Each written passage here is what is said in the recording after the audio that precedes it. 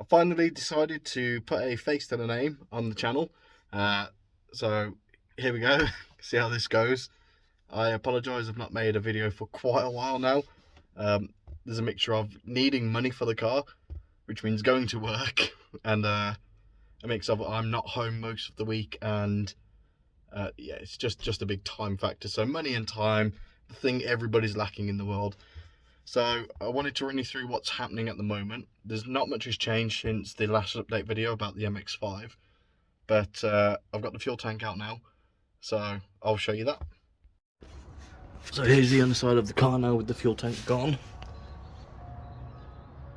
It's rusty as ever, as you can see, but all of that is now easily accessible, including this part of the boot, which I can weld from the top, no problem.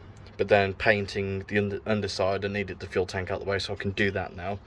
And let's go and show you the fuel tank. The beast, and you may have spotted what's wrong with it already.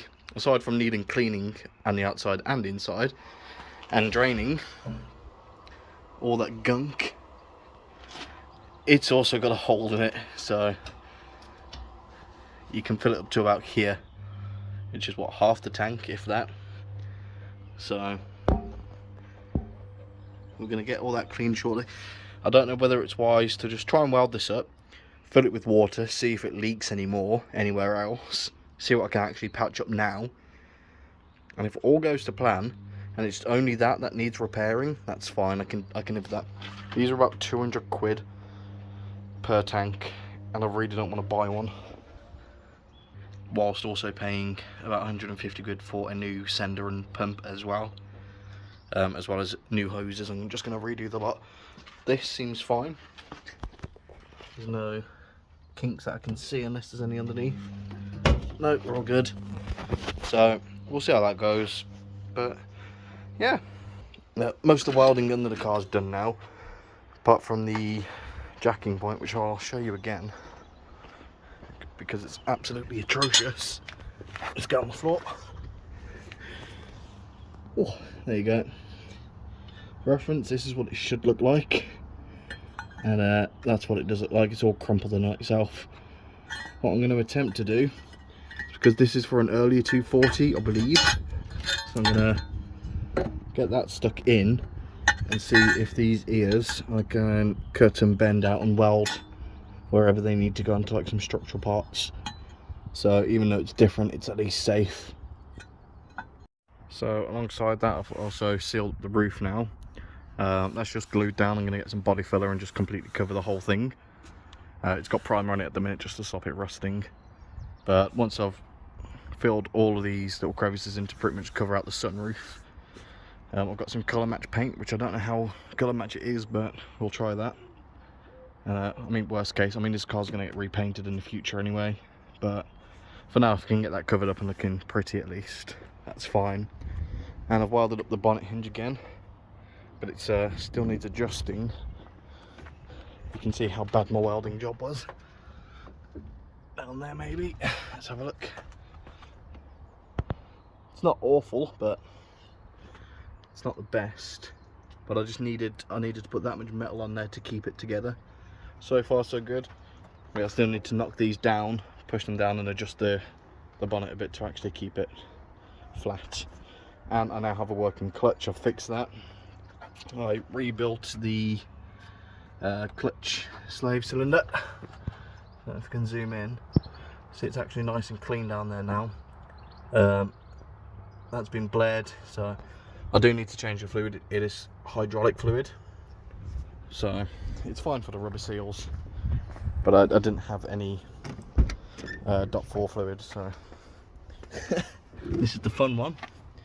I found all that rust on the inside, so I'm going to get that cleaned out, patched up, but I wasn't too happy about that. I was looking at replacing these door hinges because they just kind of close. Oh, I'm still zoomed in. They just kind of close themselves. So after I've now emptied this tank out. This is like after I've recorded the whole video. So I drained it out there. It's still, look at all that sludge, it's disgusting. Ow. That's where I entered it into, and that's just half of it what's managed to come out that hole. It's still making loads of racket in there.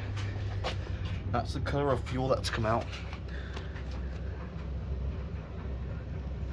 So I'm gonna keep this filler neck, obviously, because you buy that separately. It's like 50 quid still.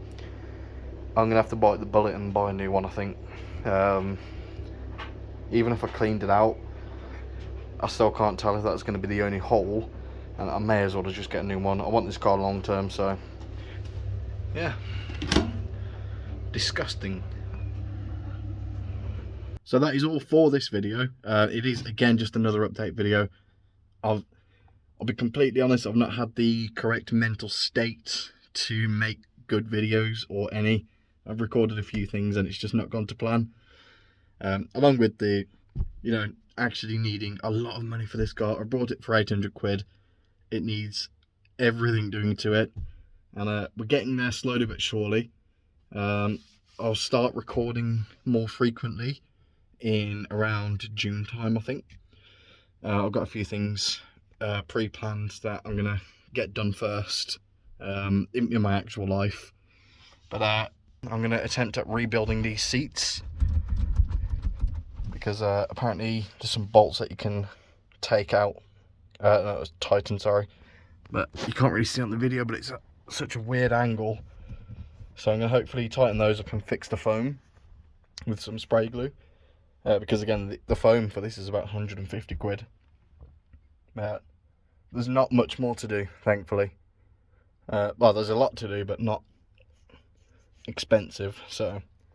The first step is get this fuel system sorted. So, but hey, thank you very much for watching, and if you have been subscribed previously, man, I appreciate you. You've given me some inspiration and confidence to carry on. I'd like to thank a couple channels as well, like in Volvo and Whiteland Restorations. They make in-depth videos on various repairs, which have helped me out already. So shout out to you guys, you legends, and I'll catch you in the next one.